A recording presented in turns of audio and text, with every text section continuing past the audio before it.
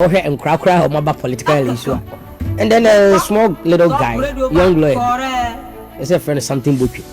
That may can't give you a choice. Oh no, I didn't can't tell you, but you see, maybe between us and I may say, Ghana is a very interesting country. Almost my own good at them. A baby maybe, if you are not so money, you will update. Or behind 3 months, because you crash at my work with the attention. Oh, young guys, a big crowd was almost more friendly. Smart can update. Oh, let me say. So ono there at least he's 65 years. Na me sure. What me akwa du bebe odu. Na wo 30 plus years e bi amekura me 40 plus am wo nyanya bi no. Who say na dey chance here. Wow. Interesting. A country called Ghana. Me say e be do point bi na your opportunity bi. Ah o say bibi e de ma. And your own people ah o smile na say omo a omo show achi a omo asa confidence. Omo ka cho say hey. Young man be a minister. Came to man the same foot. No, a very vibrant and then DC in opposition. Yeah, hey na case one your friend of just look. Omo amu show achi omo ya ko kase kwesi didi atemi say. E do say oh mo ba power na appointment. Omo ka so didi atemi nti. Me mfa wonko. Oti afutu na is a minister. Na say na bi na MPP mpanifo bi ni person mo fa anya Ken because Ken fight here. Ni say mo dey in radio station Ken na or dey defend MPP. And that time they were supporting him. Exactly. But then say na kasa. But the good thing is that on one koso minister. Say no waka so president. President, yes, that's different from minister. But some na they were supporting him but then. Oh, sir. And then almost say kasa enti. Sabi. Yes, we be up ba kwase na dia go so bi amba so ba ubi. And I will 10 cents and as I know Mulebono. Yeah, 10 cents. I will 10 cents in God bless them. At least 10 cents now, Mamma who in Tamno. What done was it to me 11 cents. Into this time there. Muama Smart can update. Yours, my brother. Let me tell you. And some Agyapong na could Smart can update. Oh, come on, MPP. And one senior lawyer who maybe himself, I wear more than said. I said, why are you always carrying this on your head? And I'm saying, yes, because I carry an MPP for free, so we are one personal matter. Oh, no, qua, young second Japonian, but media, Sani Becca. So I will have to defend it. What must say? But a MPP, Sanko for so crown. Ah, can I be here, more Tom on Bapa, or Baba, or more Tom on the umbrella money number at the expense of the poor Ghanaian. And then it be and somewhere we are crowd. But me wa or career I had no court. Only the chinko cause when they ready case and same beer or do woman MPP in another than Kwakufuado. I know per se MPP na power or can ya a real boneno. A totem be a utim no who was answering. Of course, on any power, any pa. Oh, that the kind of one. Oh, any pa. And you as a brother, how do you feel? Yeah, it be a while. It be a while. They can send me prior information and send a bar. I'll tell him, say, look, this one, don't even say it. And you say, be at the old can and crown. I say, but you are there, day. Who take it on? Now, some come back more. One typical example is an ass issue. How the matter started. Nanke onye na asem a minister, former minister. Friend say, hey, the Abronye. Oh. Yes. If you don't go on the defensive, on the offensive, yeah. And this guy premiers his show called number 12. The party will collapse. Na Kenya minister. Oh, me Kenya onye minister, but minister. Abra na Kenya dey da na konye. Minister or your cabinet minister. So nipa we Agyapong court all these years. What is your order? Now we are smarter. I am not smartness. Oh, I am not smart. The be make me say. Say ni pass am. E dey say obi a. Ya dey Ghana be assurance and wafa. Smart can update. Wafa we dey enrich who say obviously obi a okay, but you see the effect will be on your friends say. Omo do achi obusuafo ma a omo ba. Then one way I'm going to be carry effect. And back one, Metna can was set Nanado Ako 2008. Not only the crown of Yako run of Finessa, not 2012. Wako.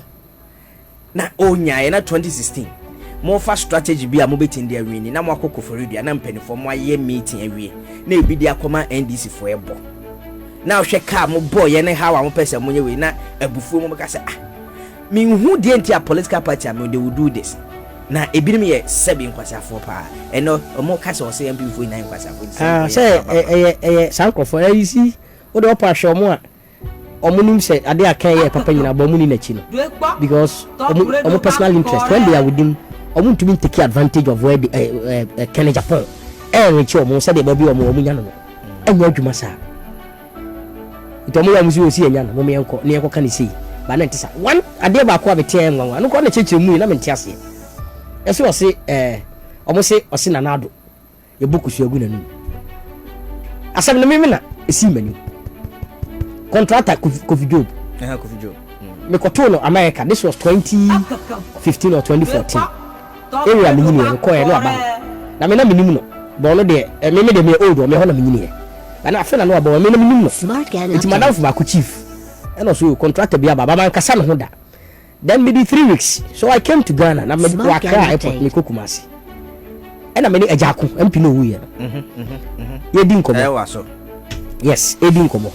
Because at time we share New York Manhattan. It is a share Ghana. You didn't come on your cook massy. Really, Girona contractor buy to buy no.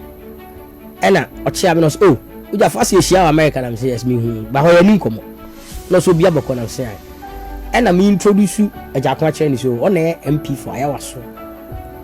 Is it West Wagon? Yeah, West Wagon, yeah. And a contractor in the chassis. Nobody will move to me election. And I do ya. Ono do ayi so bi na numu abokusu agu na nu sei. Oh, sana Kwesi Job kan. Yes. Ana ojina. Nsuo le na nsuo le tina. Ada na nsuo le sei. Okay, ndi. Man decide say only in fact I am to call. The two on yes, only yes, yes separate wo mo. Oh, yes separate wo mo. Saturday terminal 1. Sa a small one. This was 2015 I think. 2015. Yes, 2015. I should think so. A separate woman. Ana na do pe about 2016. You better ban. And I say more fun as so when people about power. Suddenly then, Kwesi Job shifted. I could run people. And Ken was saying, is it not this man who said this at Accra airport? MPP bet me building Crawford. Mo bet me building Crawford. Building and Crawford more even better. Contractors. Now we are what we are waka say no. Then Penny Power people, he was the majority leader then. Colonel was a Agyapong say. Yes. Jesus. That's how shameful some of these people are. Now to me will be not. Now you see, but I don't begrudge some of them. You don't mean it? Yes. I don't begrudge them because in their lives, some of them, politics, without politics. This chairman Sambo's no cancer. Your guess probably will be good as mine. Say, some of them be in their lives. Apart from politics, you to me who be. Inti na some more can say. Na a creative problem between Agyapong and Nanado. Jesus Christ. Na Kenya time when Mr. President said, no, this is not the case. I said, "Omo de buy, omo buy, omo de kana bonti, omo kana, omo come just because omo person omo say." And then what do you gain? What do you gain? Adena Ghana for and I say within your own political party, they are not saying say Ken onto me movement, but almost in a casa nenye. And a casa nenye this defense I will defend the political party. And you see, what up among the five? Among the five. MCB on the cabinet Japan the chassis here. Because on no shiny the Aso America, MPP no. Omo chassis on any senior. Lawyer Siedu. Well, then Eastern Regional Minister, but then himself a deputy interior. Eastern Region. What show more in their public life? Only no much woman. Main fact, Dr. Duchum ain't come home because Dr. Duchum ain't baby. Brian so ain't baby. Oh, and now the offer for me now come. Oh, who said can you target corruption with that? Debbie. Ghana major problem back on your corruption. Eti nipa na omo pe kwan aba ba mu na adwe omo de nam en na mi tie any former MP for Boise. Boise, yeah. Na meeting. Edwardani.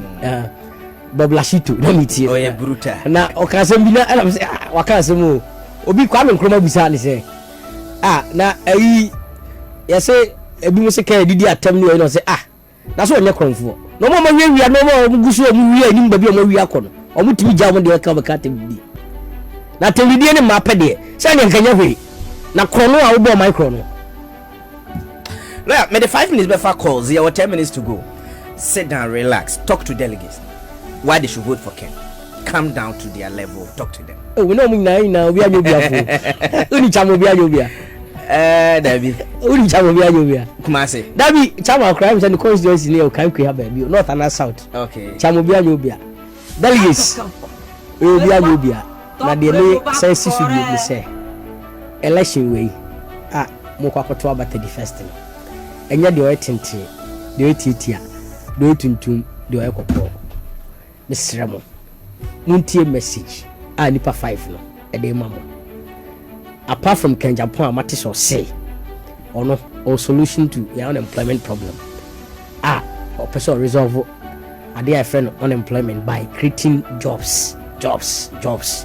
Oba monim no throughout the tour 276 constituencies in Ghana or exhibit the potential the only by using ade o Ghana eye yeduaba yedi biye entire ayehye yedi biye nuane ayedi yebetimi export to be owi osan say yankopon say security Ghana no o cha region bi ade bi special enti obe move ministry bia origin ade o special no de aba ho said the buyer region ko no benya so faso na Ghana for so nya so faso san same we maintain say nipa for no mo April obi akabi enti mesrem mu fa asem na o kan nko adwendwen na mu nyina nya gidie say ono de why be do in the private sector wa create jobs da also wa fa nipa 7,000 plus e be a dispute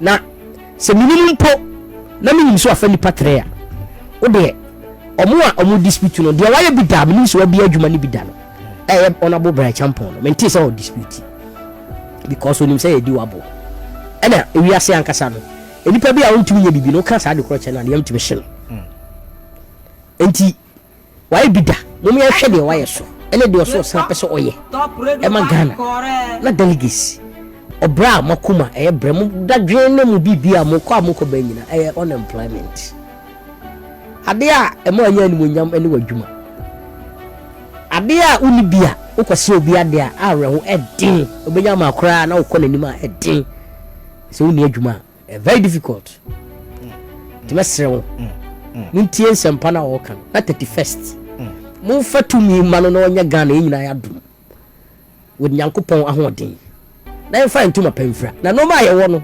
because ukọ udi Ghana ni eco school bia mu wiase ba bia ya excel over any other country your common sense too much and at the end Abronye actually a theory no or you should common sense into application let me with the person way life you can do better it means ya de how you be daka so be na ko fa Abronye theory and your GDP ya IMF and what they ba you tie de work na to abama no benya so faso me last question aden na wona dodo na almost serve wo under na do dan kwakufu ado government right Ghana for sure say sa amamu na hyeda nkoyi nti obi Ghana for two no kra yensan ko fa namra being the current president John Dramani Mahama na Ghana for say na do feel poto na wona almost serve under that administration they don't want to be part of Ken but omi na what others are why bia wo betimi aboa me answer na eno no answer no simple the man is simple ni say yemu say ho say e dey na ko fa sa you lose by say 1.7 yeah 1.7 million say ni pa no na bebre na part of the system na ko fa 1.7 ni buy no e bi nso o mo hu say sem na ye adwe say tie na ye nti abonten sofo nti say dey ababetie say na abonten sofo pere na ye na say be yem o ma sesa nti wura ye won krofo a ene wo de hwade ebi mu kura nkasa but openly they are out because omo tena home system no and say esa yes yebu nankarefo na panyi ye kan say so ye panyi na enkura we nanka na wanka ho asema yebu nankarefo a yebu ka ho enti na wo panyifo ma tiasi fo ma omo say ene wada o yi ti o ka sem bi for the first time and it's brilliant o say kekes upon the kind yeah o say o accountant chartered one to find the balance sheet liabilities and assets enipa bia so ni wa benya no 100% ubenya bibi wo no afi enti o liability aka Japan liability as compared to the liabilities of others the assets no outweigh omuna and head based on their bonus for so can also otisi form because this is a man keke support obetumi atena no fie anopa anometi the coffee area we di board their pc onye adwuma they are sonson onye adwuma biem or call vacation or pay enjoy the best of life bibi owias ya papa bi ohwe ni marry ohwe no fast for and you no ko enipa bibi ba mu di kan chimpan for bibi I don't feel say they have to be part of the system for change. Okay, so delegate is about your life. Delegate, Ghanaians are begging you, according to lawyer, not according to me. Of course, Ghanaians are begging you. Say, this ye drew time beer, as a free coat to know. Ye drew time beer. Obia no ni any dash or no to make you on a life. Na enya bang, ejuma, and no ye my man is say, boss me be a trianica. No one in the Ninian same, what my build it in a life.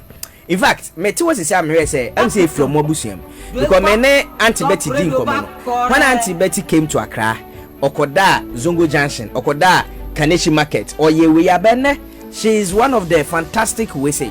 So it's not about book, it's not about grammar, it's about who can do it. So according to lawyer, Ghanaians are begging you, delegate. President Kwesi Botchway Jnr. Not waba. Lawyer see me can't tell me say. Aden obi a oye minister oye CEO oye se chinchin a yemfa ma obi na ono nsan menya saa position na bi nipa na wan hwe unti a ode abufu ekoto abati a system no ono asa akose to sama we na nipa we bo no benya position. Why don't you change your hand? According to the lawyer, not according to me. Enti o say momo akene Agyapong yenso ken hwe yenso businessman enhwe. Now the show was sitting him. Now you motion the never America lawyer neka. Me an America me lawyer efe yenkom. Yeah need ko data.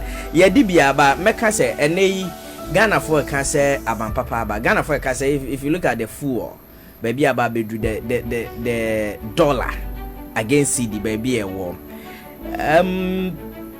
When MPP delegate to aba edema Kennedy Japan. Do you think Mobetimi aye bibi different from what Ghanaian or more expect here John Dramani Mahama and government here? Let you catch us a can will do more better than this because of her and some or can or say and no man ya the quabontia. The way of not ya expect to a quabontina. Ya sound the brain. I a circle import to ban and no and a $5 and you see the 70 bar.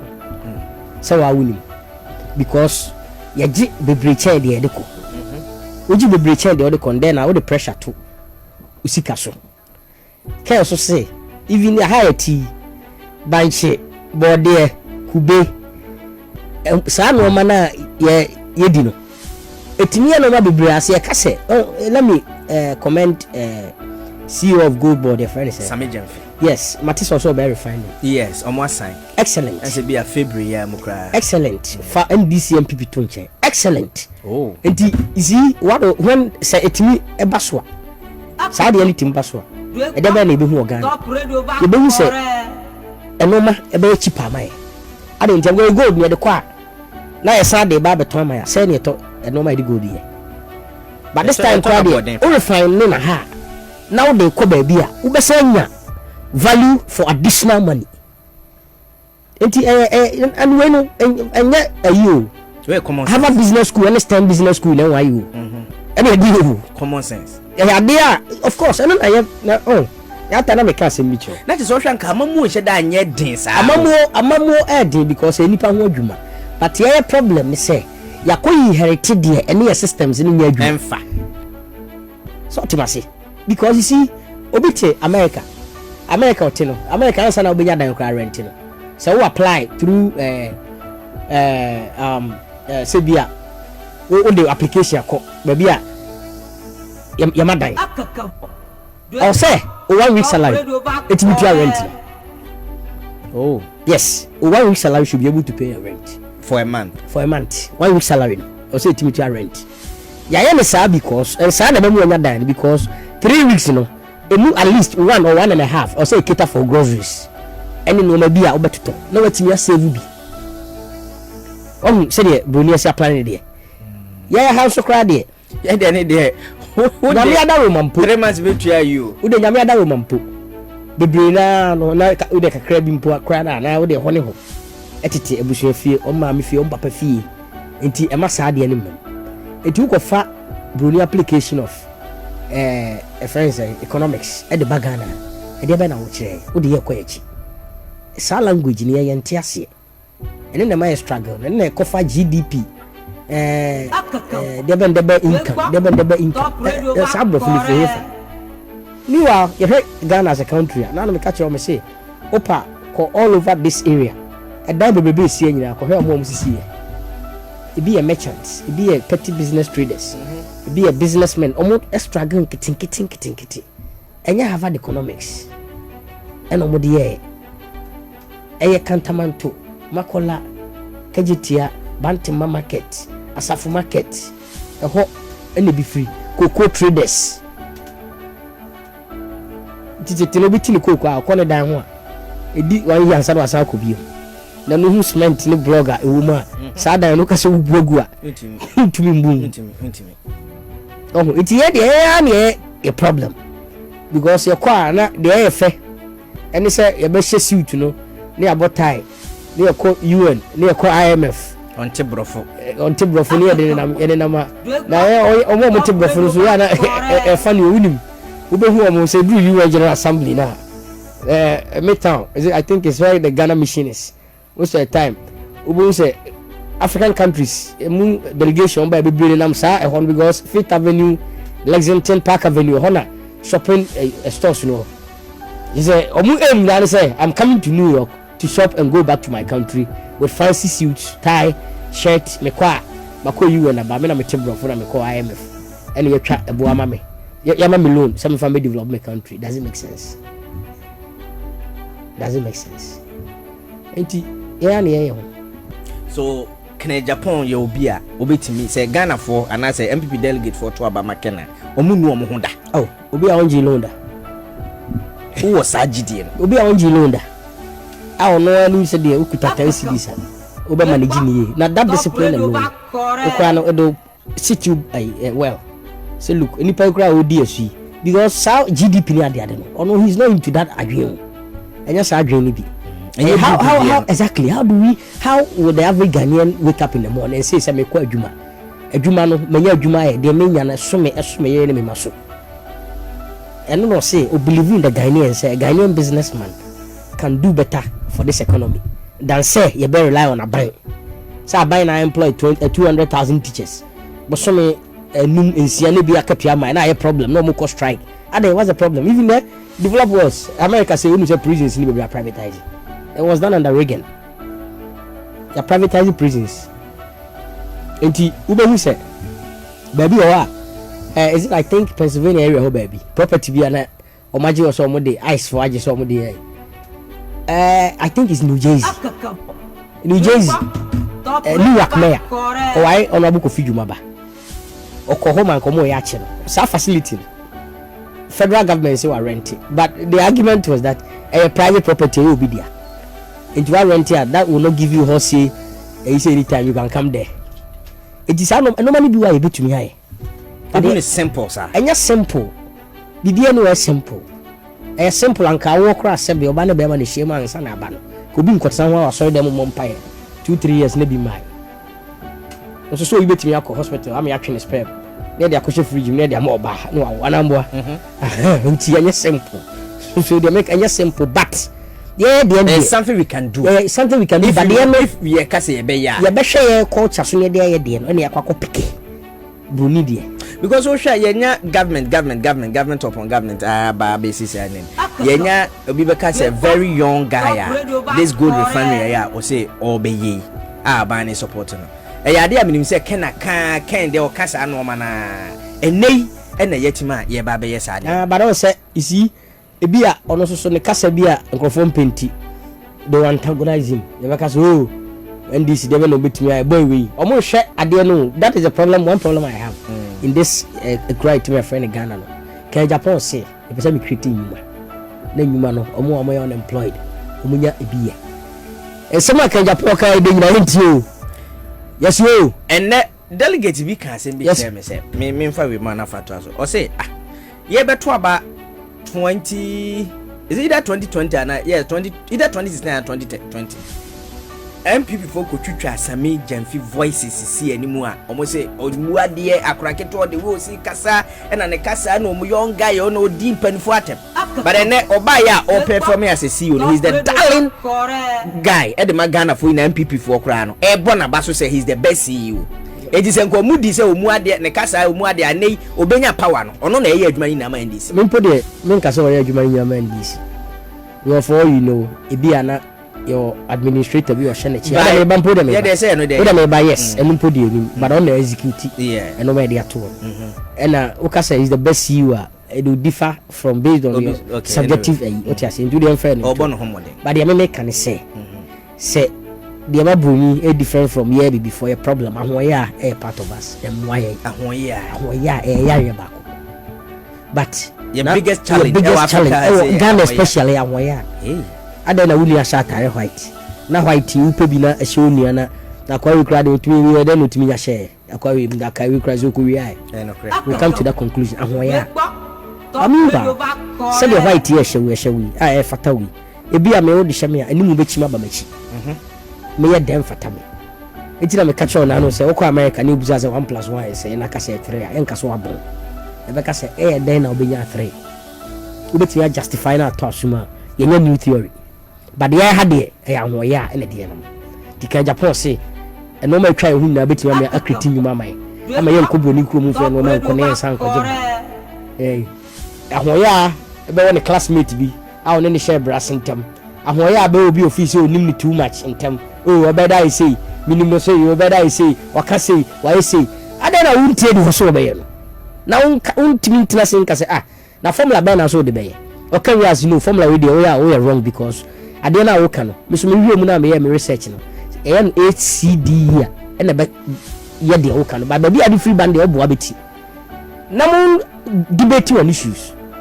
than on any panel person meanwhile me say me no share size 10 the same shoe you do shoe size 10 mama me sha e bia emfata me da ba wo share size 10 na e be fata wo because nyankopon ewo uniqueness out the ball bia utwimu tai untimi nye obi de da famo to say the mark Ken team no team Ken kosoro na eteba me da bia me come say obi busa me sa question na ya me hu answer me for because there's so who say more interest or election munti mentimi nka say even among the 5 no more cry nim say e bia omuntimi make serious inroads be a no ka ubusa omo question na so ubusa omo hu nipa oben omo question ba ka cho say omo lead election nti me feel say abontin for ne especially delegates any party for ne between answer question no one the answer ready for nti me sure because answer me the man no one was expecting very well yeah but mugusu campaign more yes of course day in and day out. Before I bet you see from no, I hope say what some videos and pictures what happened at Alisa Hotel. What will be? Mehu na. Your take on that? Mehu say there was a pact. I was sign the peace pact. And it's in order. And I was specific video there. Now my for say na campus or be sign or therefore no dey na say but you know chairman kasa ono kra no hu mistake bia why dey more draw more attention to that end.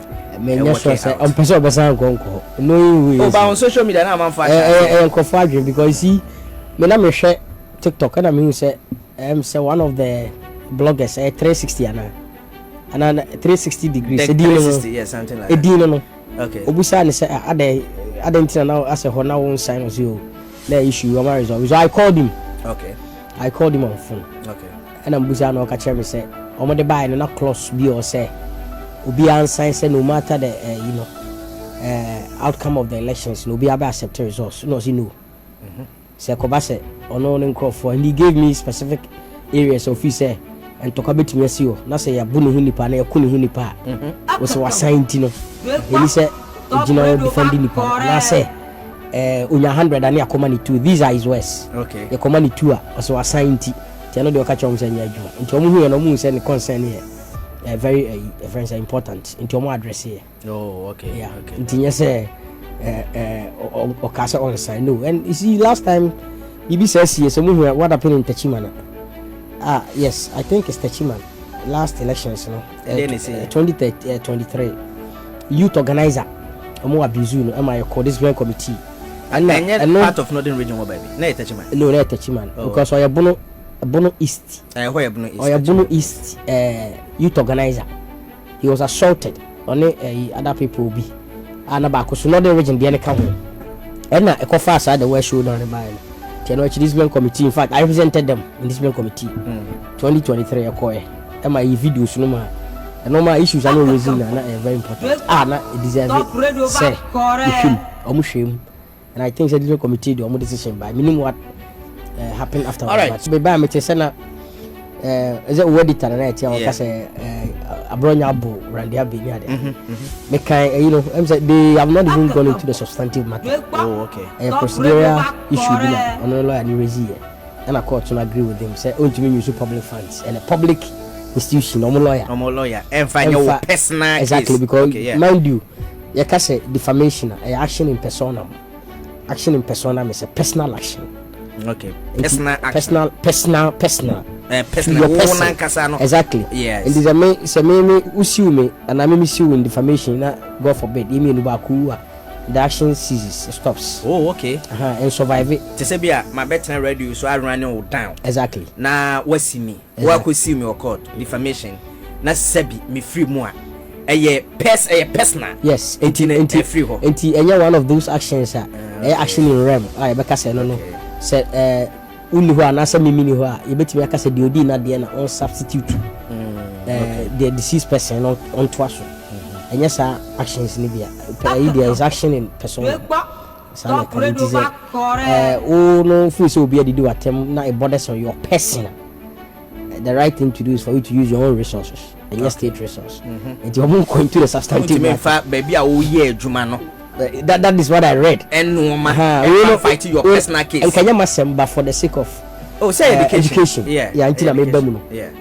And Chesa Semno, so I can say a booby or appeal. No, he can still go back to court and then pursue Adiano in his personal capacity as Randy Abu. So in this case, it's just a matter of changing the lawyers. Exactly. We for private lawyer because that's the first time I'm crying. To say, me madam for. Very offending. They were lawyer for. No, minister lawyer for Cocoa Boy. This is the first time that me because he's been in private practice all this while until now. Me ready. I here. I have a brother, and one of the government institutions say omo lawyer, and I started to catch him say, bro, me committee me all the cases I want me one. Me to me continue. Just me put be the man, and the clients for no some person call by the obey job. Until the decision or think it twice. I ran one yet. So meaning say be na work no. Onya ko share government or na wa limiting on to some cases be a and also your politician also be a the will be so ntini na na sisi. Until I think that is what actually happened now. They say until you say be a run the for cry. There be young question. Okay. In fact, and I don't even know the facts. Meaning baby on office said the alleged defamatory comments ni see meaning baby crocro can but o share the call na already argument on procedure say onipa na akwan afa so aba court no through Cocoa Board lawyers any say Cocoa Board legal office now you should know you can't do that what I say because we defamation action in also you are saying that somebody has made defamatory comments against your person which makes you look a friend say disrespected in the eye of the objective person and all the action ever for him to come out and retract, and also ubaboneka in terms of paying you some money. Now I do reputation never back. Okay. And almost I one kasa wasem na woka. So Cocoa Board as an institution and a nipano a can be against Cocoa Board, na Cocoa Board person or quarter, then that will be a different action altogether. Okay, lawyer educate you has say now you move forward. You find say the highest money and the big sikakesi ben and obi betime nya free say wasi obi through say because we gunu ofinti wasi you. It depends on the it depends. Recently I did a case. Me and me ba mama nkra ne koye in fact my name was on the processes. Ti me and me boy no born you friend say black sheriff. Okay. Because okay. And 50,000, 65,000. Case. And these are yes. Yeah, we won the 65,000 for Snap, the producer. And me sure uti the judge ne come here in judgment in but according to the lawyer court was a judge and say we couldn't calculate the general damages. And it baffles me a bit because then I make and say then how was the court able to come to a conclusion say it is above 50,000 cedis. You are looking for 1 million Ghana. So Thomas. So on that score, see a person appeal. That could also be an argument on appeal. So the judge was when he says a member of 50,000 because we want to be uncalculated. Then arrive at 50,000 cedis. And defamation, it depends. So let's see. Let me give you a bit how an answer has got $500 in America. Lawyer, one case after campaign said me no tie yet law you are no problem. So I'm a witness in the case because I was a lawyer in Accra. Okay. To me and a friend said I have to come to New Jersey. It was on Monday and then I got there. It was on Monday. I was called on Tuesday evening. I was called. So the next morning Wednesday I have to fly to New York, then to New Jersey. I'm a court. Or issue written and now issue the claims now punitive damages. I say ultimately so pay general damages now why is seeking for punitive damages. The New Jersey law says you are entitled to $500. That's by statute. So ultimately Xp0ses cannot. But in defamation to quantify loss, so let's see we a big journalist and the amount of money you are making from journalism is let's say $1 million. One can't send be. Let me can't 7. Affecting $1 million. Oh, affecting the money is not coming anymore because of my words. But some so American and I'm passana ujidio. Now I say, look, I was making Sasika we say this is my economic Sika I was making from my agreement. And because of Sani commentary way na defamatory. Now malusu bibia. Okay. But court no be address am permanent to improve me worse no. Okay. It court meant to improve me worse now after full trial. Then it means say Sasika na me mamu lusu no or say me dem the court ma me dem out back. Hey. Yes. And then the economic loss no. Oh. And then the economic loss no. It depends on how the words which will be deemed by the court to be defamatory will affect at the corner nipano a kind assembly nipano kind na ma the corner lose no. It funny say me run a hospital, right? Na me hwe sika minya. Me ene de me spend na obi atima twantro ato me so say ni say. Na bia sika minya na day and because of name more kan yenti no metima see uni plan okay say dia bia $5 million. And court no say ye kwana nipa no so ntima anye de and defend no na me win a. Na utimi prove say Agyapong hospital. Agyapong hospital. Upoku say mo de bia moduma ne abortion na mo ya abuku nipa na mo ni doctors omo ye qualified to do abortion. Na mo hokra no doctor wo no onye OBGYN expert. Me wa bia doctor one ya OBGYN expert but abortion is why nyina no ni nyina na o say what the objective doctor say onya nipa no on survive. Okay. You are no. So if we go through this is an example. Yeah. We go through trial and I'm able to establish say Agyapong hospital out there smartphone so some can na oboa then you be liable. Okay. Until interest come to us say it depends on the loss. And yeah kasa ready mo me hwe ye kasa mu yi and o say asema o kan yampa you have a defense of truth, factual, and so therefore your words should be justified, as in the case of Anasa and Ken on Agyapong. I get him. After the campaign, you better say the example more. Now you're more education. I'm Ghana for it. And no more. Yeah. My last question away. I'm for say you're a good lawyer. Do you see yourself as a good lawyer? Good, then good is subjective. That is how a man for can like to say the make a good now the you hear why commenting now baby 6,000 you know but you can say move 5,000 plus say this lawyer is a good lawyer and you know do you see yourself media oh you good lawyer media there might be media say yes you do dia body oh tie media because you see assembly or what assembly bre akoy court no sesebio Abronye to my Ghana, near the assembly in fee. Nti minimum the obusami ameka say law na nkasa say ye a good book mu say kind there. Nipa be brave. Enya de name ade here law mu pa o pese hu ni ya. E dey ade friend processes na ode be kono. Be it civil procedure or criminal procedure and the law of evidence.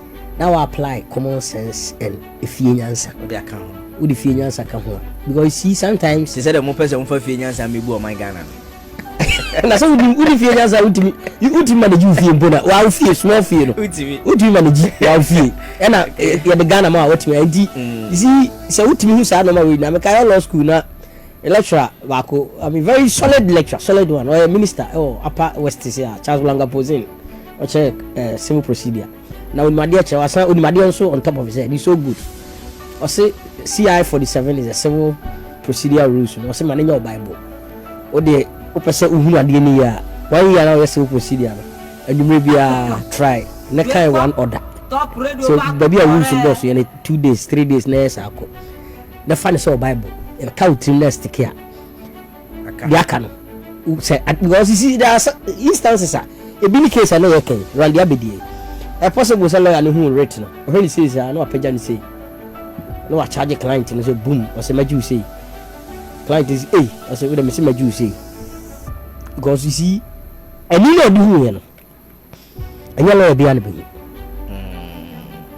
and you know do who say until you know be so what go be cool I'm a case in a coswa judgment. You are date for judgment. You can more file more written addresses. Then a whole be register issue. I say what's exactly what's okay. Obi ogoro kom. On kasa. What folding the arm was the uncle. Obi no no feel so okay. Oh, feel okay. Or no be kwa 9 minutes. No dia boom say. Judge is okay. You say we trial. You until the moon file more written addresses and then remember date for judgment. No reason no. What review as a preliminary point of law. Judge na address no succeed said they was succeeding na. Young question nimbium. Now look at the length of years be as we travel. Oh. Be an travel. 1, 2, 3, 4 years. Sometime no kwa na 5 years. Onu wie no. Abesha se sa oba no. Na statute of limitation at West no. Na statute of limitation because comments defamatory comments. After 6 years or so you can't bring an action. It will be okra ko be kom or technical apple be kom no akwa. The frustration is part of law. Yes, frustrated system no connect. But you do akwa no be 6 years now no. After do was a media we na feel am kwa judgment. Uni hwe ka bi. So you officer we dey slam down when your judgment. But the hono and abo say boom. Then review.